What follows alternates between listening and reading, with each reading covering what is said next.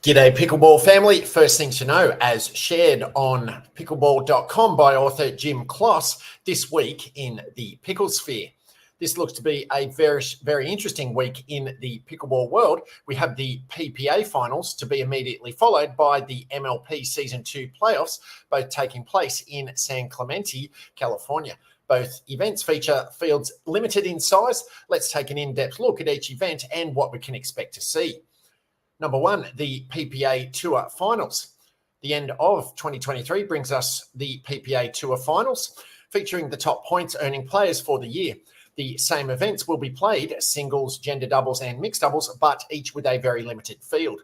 8 singles players and 8 teams in each doubles event, with round robins being played. In men's singles, Ben Johns will be a heavy favourite. He will not have to face any relative newcomer playing a tennis-heavy style, which has given him some trouble in early rounds in prior events.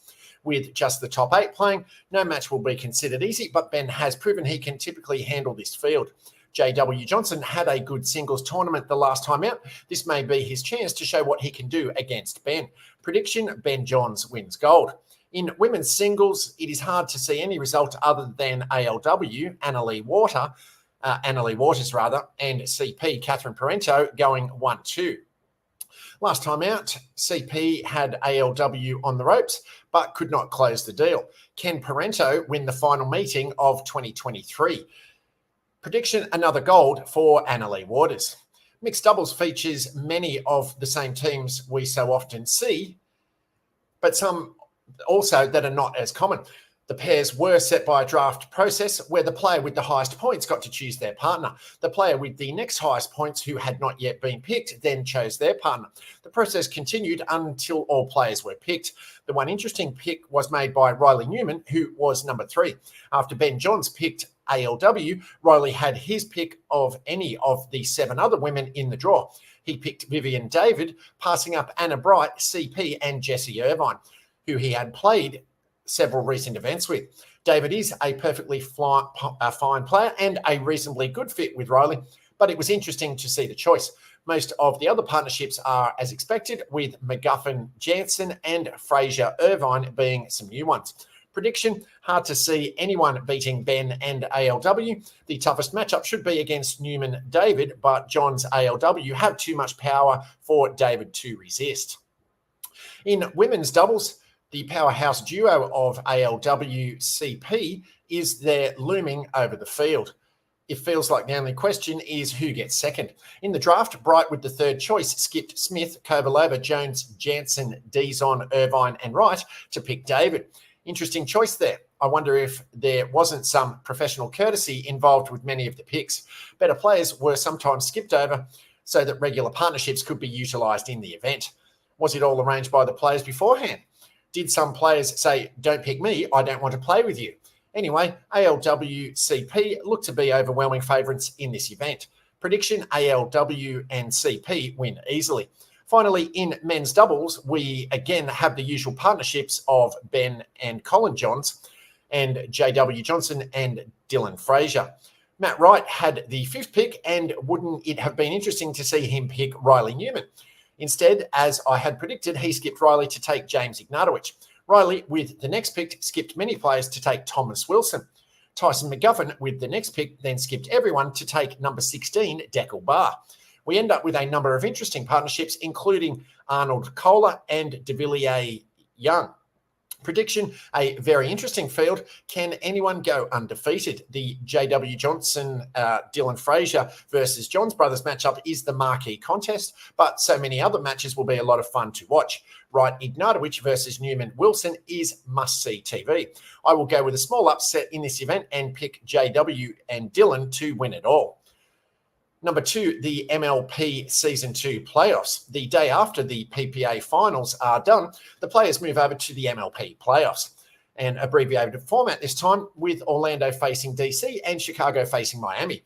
The Chicago-Miami loser is out. The winner plays the Orlando-DC loser. The winner of that second match faces the Orlando-DC winner in the final. The Orlando-DC match will again be a war. DC is the favourite and should win again. In the Miami-Chicago match, the keys are how well Mary Brasher can hold up for Miami and how well Eric Lang can hold up for Chicago. Miami is more balanced, but Chicago has Ben Johns. The Miami-Chicago match just feels like a dream breaker will occur. I like Miami's team, but I think Ben Johns will do just enough to pull it out. The next match would be Orlando v Chicago, and I will take Orlando in their depth, setting up another rematch with DC. I will take DC to win it all. DC has been the best team from the get-go. They were the best drafted team and should have won MLP Atlanta. I expect them to win the MLP final to show they were the best team. These two end-of-year PPA and MLP events are really interesting. We have some of the same old partnerships, but also some new ones to add some spice. Both events should be a lot of fun to watch. Second thing to know, as shared on housepickleball.com, New York City's Picklin set to open doors in 2024. Picklin, located at 84th Street in Brooklyn, New York, is set to open summer 2024. The pickleball facility, an 18,000 square foot space in the heart of Gowanus, Brooklyn, is currently under renovation. Featuring 23-foot high ceilings, exposed brick, and over 20 skylights, the aesthetics appear on track to impress. Finding the perfect location for Picklin came down to the quality of the space and the neighbourhood, and we feel really fortunate that we got exactly what we were looking for in both regards, said Picklin co-founder and CEO David Friedman.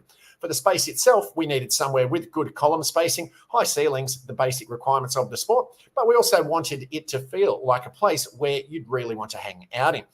We knew we wanted something that felt light and airy, and that met all the requirements for manoeuvrability and playability. Designed to be an inclusive, state-of-the-art destination, fostering community and quality of play for competitive and casual players alike, Picklin will feature 5 indoor courts plus a dink court, all with player-friendly layouts. Read lots of room to manoeuvre, a full bar, as well as lounge areas. Of course, you can find the perfect building, but if it's not well located, that's a big problem, added Friedman. Personally, I just love Gowanus. I've been a local to the neighbourhood for years, so I've seen all the development that's been going on there. And it felt like the perfect spot relative to where our pickleball community lives, works, and plays already. So finding the perfect building in the perfect location, it was really only ever this spot that really clicked for me.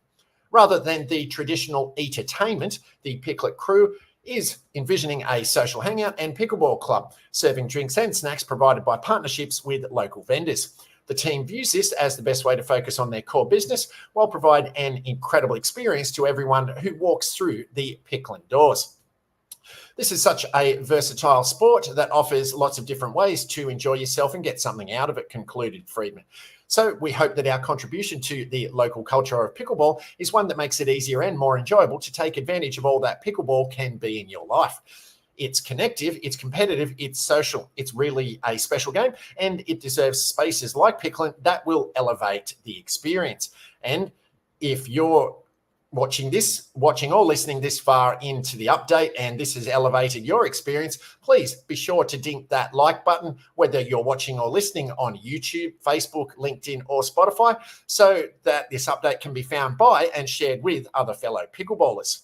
Third and fourth things to know, as shared on the Dink Pickleball newsletter, pick your partner finale. Expanding on the headline at the start of this update, it's time for pool play. The last stop on the 2023 PPA Tour is the PPA Finals this week in San Clemente, California. The event is invitation only and will only include 8 players in singles and 8 teams in doubles. Unlike other events, the PPA Finals will feature round-robin pool play with 2 pools of 4. The top 2 players/teams advance out of pool play into the semi-finals. We will also see some new doubles teams thanks to the unique format where top-seeded players in each division were able to select their partner from those that qualified for the event. Vivian David was a hot commodity for the finals and was selected by both Riley Newman and Anna Bright. 2 vets of the game, Tyson McGuffin and Deckel Barr, paired up together. Matt Wright chose James Ignatowicz instead of getting the band back together with Riley Newman. Dylan Frazier has been all over the map with mixed partners, but will get a chance to play with Jesse Irvine. Pool play and new partnerships will create a new viewing experience, but it's hard to imagine they will change the results. As points leaders, Ben Johns and Annalee Waters were able to secure their usual partners and are likely to clean up across the board. This event starts on Thursday and will be available for live streaming on Pickleball TV and Tennis Channel.